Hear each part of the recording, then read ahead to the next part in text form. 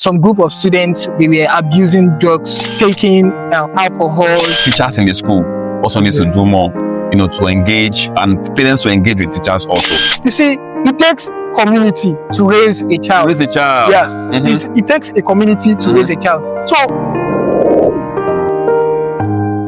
So now, for somebody who is in secondary school, because our motive is to talk to families and the young people, what should be our advice to someone who has already found himself in substance abuse, drug abuse? They are smoking colos, they are smoking different things. That's one for the students, for the youths, or even in secondary school. I've even seen government officials who, obviously they come on social media. Yes, they are even celebrities. They are drugs. And young people now, 16 years, 15 years, they are watching this on their social media, on TikTok and on YouTube. It goes viral and all that. What should we be advising these young people at this time when the social media is awash with these things like this?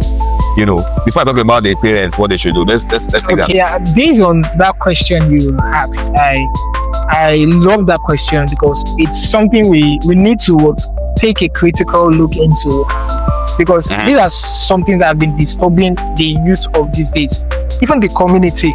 Nowhere you step your feet into that you see that you must see one or two that have been abusing drugs. Earlier this year, I don't know if you got to hear the news about a particular school here in Lagos State that some group of students, they were abusing drugs, taking alcohols, and they are also they were smoking. They were smoking as well. Yeah. Yes. So I think for such kind of people, I think here are 5 things that we need to look into, because I feel one of those points is they've not been closed monitoring and supervision on all of these youth.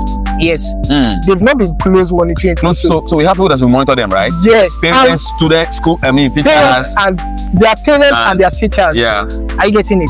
So when we talk about close monitoring, each of these things is not only because if you speak out there, they will tell you it lies on their parents alone. No, you see, it takes community to raise a child. Yeah, it takes a community to raise a child. So the parents of these children, of this youth, have done their own due diligence. You may see some child, they came out from a very good background, a good home, a Christian home at that.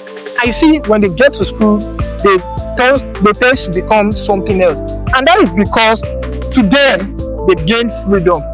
What they've not been able to exhibit, or character they've not been able to portray while they are at home, they feel now they have the freedom. They are no longer under their parents, and they could do and undo. So they've not been close monitoring. And so as a parent as well, you need to liaise with the lecturer or the teachers of your child. You need to have a good cordial relationship with them. You need to let them know that no, this child is also your child. Actually, keep a close contact, a close eye on this child.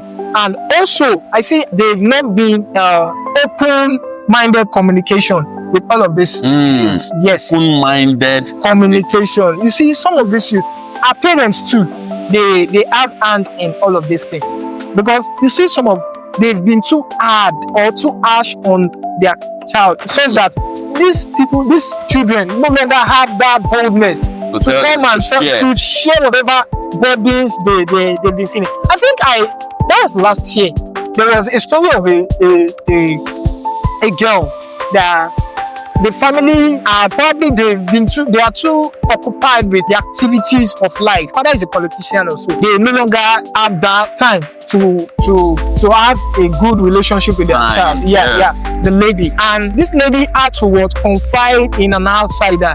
And that outsider, being the opposite sex, had to ruin the life of this girl.